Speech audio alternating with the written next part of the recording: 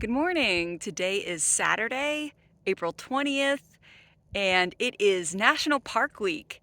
And I am celebrating at Petrified Forest National Park. This is the painted desert behind me, which is super cool looking. Um, I've been putting off doing this park for a while for two reasons. Mostly because it's been pretty cold in this area overnight. It's finally getting warmer. I think it's going to be in the high 70s or low 80s today. And then the other reason was I just wasn't that excited about it. But today I am excited because I'm going to do my first backcountry camping. So I'm going to hike into the painted desert tonight and sleep here overnight, and then hike back out tomorrow. So I'm really excited for that. So let's go check out some of Petrified Forest National Park. So this is Nizhoni Point. As you can see, some of the different colors in the rock.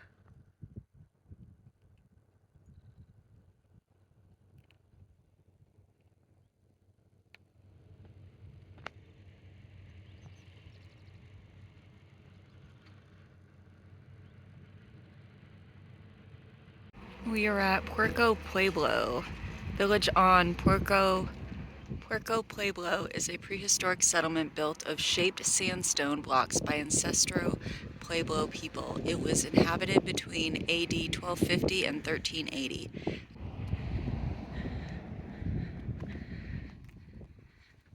So this is a stone kiva.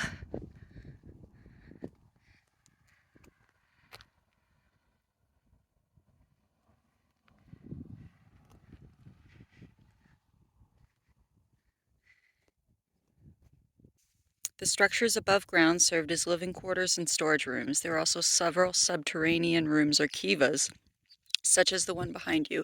Kivas are ceremonial and religious structures. These likely had flat roofs with a square entrance above a hearth. As the smoke rose through the entrance, fresh air was drawn through a small ventilation shaft. So very similar to the ones in Mesa Verde, where they had the holes in the ground, only instead of these kivas being made of dirt, they're made of stone.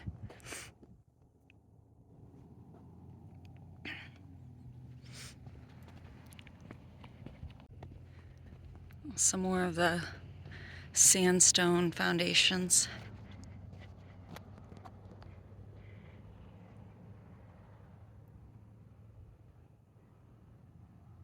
You can see the different rooms outlined in the foundation.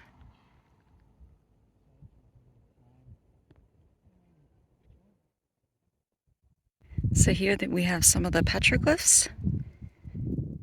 This one, if you can see the bird shape. According to the plaque here, that is a petroglyph of a white-faced ibis.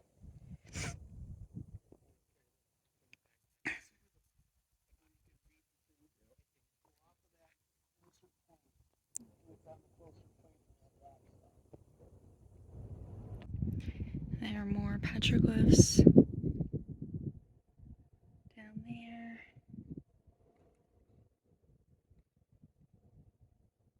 And over here we have, according to this plaque, these are migration symbols. That is like very clearly defined.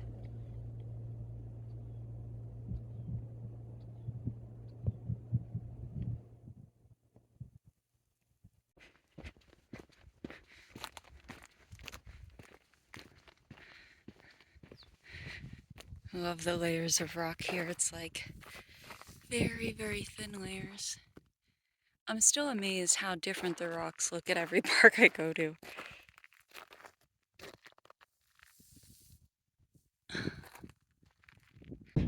So this is my first hike for today, the Blue Mesa Trail.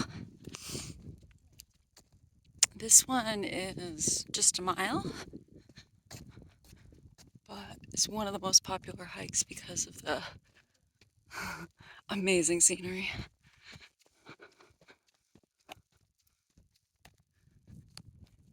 at that.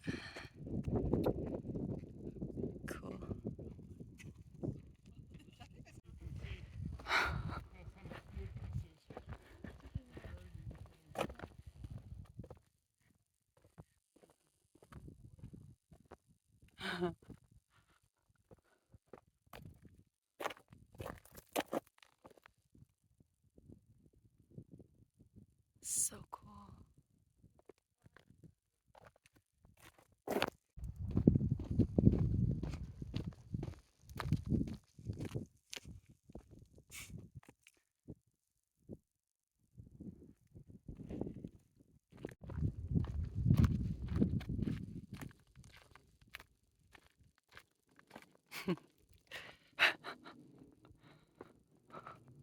This looks like something from a movie. This is so incredible.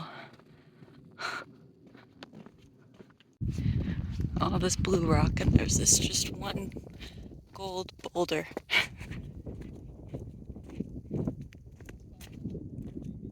So weird.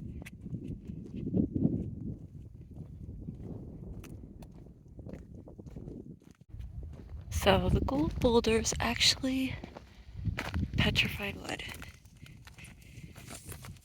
It's like crystally, sparkly.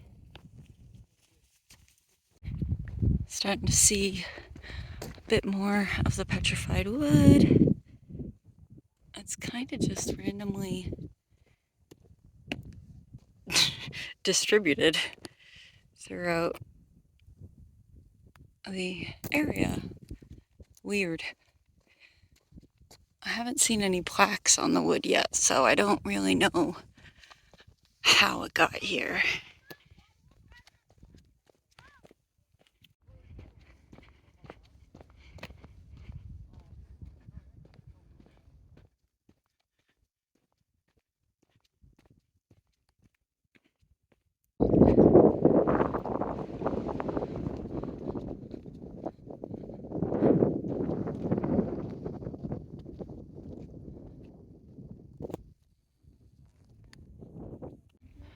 At the top of Blue Mesa is the Flat Tops 1 sandstone of the Soncella member, mainly a conglomerate, a collection of cobbles and pebbles cemented together. The particles were laid down by a stream in the late Triassic epoch. The larger sized pebbles in this conglomerate indicate that the stream is moving at a higher velocity. Other layers are very fine, remnants of silt or mud from the bottom of slow-moving or still water. The hardness and cohesiveness of the rock layers also define its resistance to erosion, a clue to erosional changes of the future. I love how stripy it is. Looks like that looks like a river of logs. So weird. It looks like they were just placed there, but I don't think that's the case. I don't know.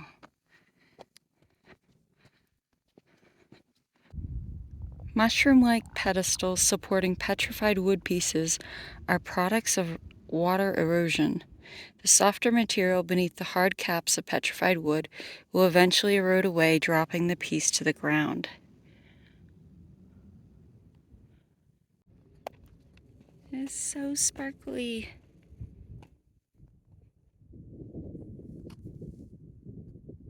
So cool. Blue Mesa is one of the best places in the park for visitors to explore badlands. Badlands are found around the world, usually in arid regions where poorly consolidated rock undergoes infrequent but torrential rain. The soft rock funnels quantities of water down rills, gullies, and washes, the water carrying loads of sediment away. Bentonite clay within the formation can swell up with moisture, shrinking and cracking as it dries, creating an elephant skin surface.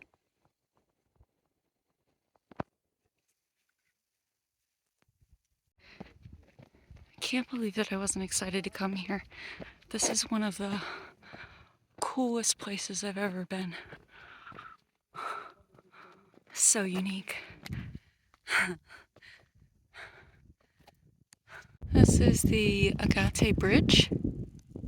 Water created Agate Bridge and will destroy it. The fossilized tree that now forms Agate Bridge grew in a lush subtropical forest 217 million years ago.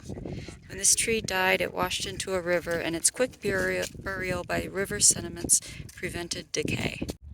Volcanic ash dissolved in groundwater provided silica, which reacted with the log and slowly crystallized it into quartz. Millions of years later, rivers and streams eroded massive layers of rock strata to expose this fossilized tree. Inevitably, water now carving the small gully under Agate Bridge will cause its collapse. The supportive concrete span constructed in 1917 is a tenuous attempt at preservation. Water will always have its way. That's so cool. So that's how it becomes crystallized from volcanic ash providing silica. So this is Crystal Forest. Hopefully I'm going to learn more about this petrified wood that turns to quartz. How cool is that? So 200 million years ago, 218 million years ago, this was a lush forest. And these logs, these trees from the forest, some of them fell onto the ground and were eventually covered with layers of silt and groundwater that was filled with silica penetrated the logs and basically turned the inside to quartz over a long time. And then as the land eroded, the logs became visible again and they broke apart due to the heavy weight of the quartz, which became brittle and caused the logs to break. So nobody cut them. Nobody put them here. They're just really old trees from the Triassic period. So cool.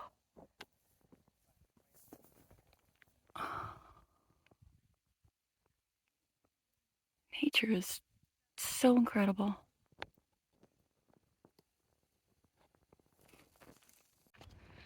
So this will be my last hike of the day.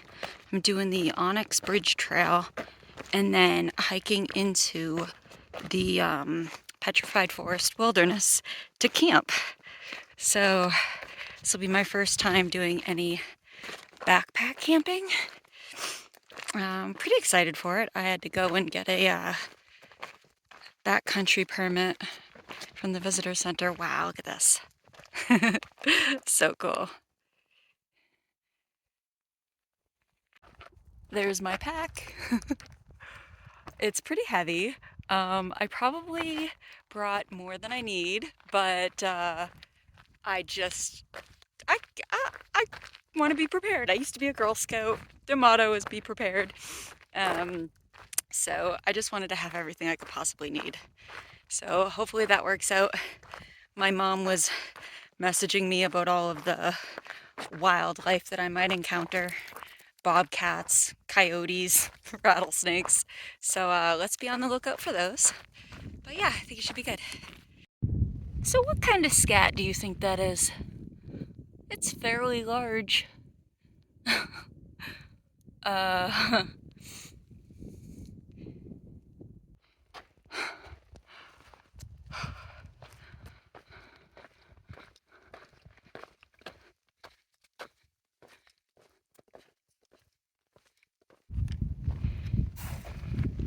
What do we think, dog or coyote?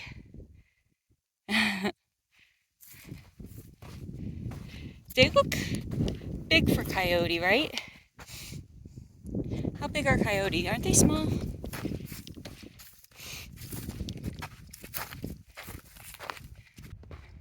Well, I'm gonna guess that it was a dog because they're headed directly for Onyx Bridge. I gotta say, this is one of my favorite hikes ever. I might say that every hike, but it's so pretty. It's so pretty.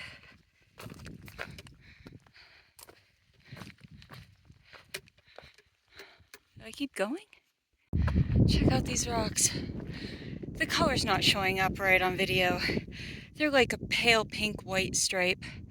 So pretty. It's like strawberries and cream. Like cream savers. Cream savers candies. That's what they remind me of. Pink and white swirls. Look at this. So cool. Holy cow, I love it. So All Trail says it's right here. This log. Which I just walked right over and looking for it. I think because it said Onyx Bridge, I was expecting darker petrified wood.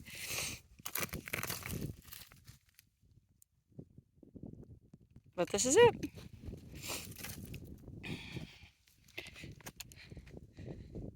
Alright, I gotta set up camp. It took me quite a while to find the right spot for my tent because a lot of the ground here is really hard. And I brought my mallet with me to, to get the stakes into the ground, but it's just like, I don't know, it's like quartz or something. It's hard rock.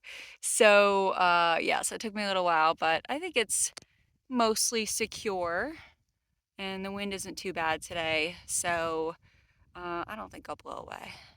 But yeah, it's pretty quiet here. I haven't seen any wildlife. Like, I saw maybe one or two birds when I first started hiking. But yeah, it's pretty quiet. I'm the only one out here.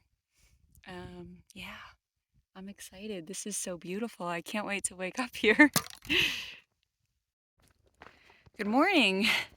Today is Sunday, April 21st, and sun is coming up. I just packed up my tent and I am headed back to my car. And yeah, survived my first night camping in the wild by myself. And I'm really glad that I did this because now I know that I never have to do it again. Last night was terrifying.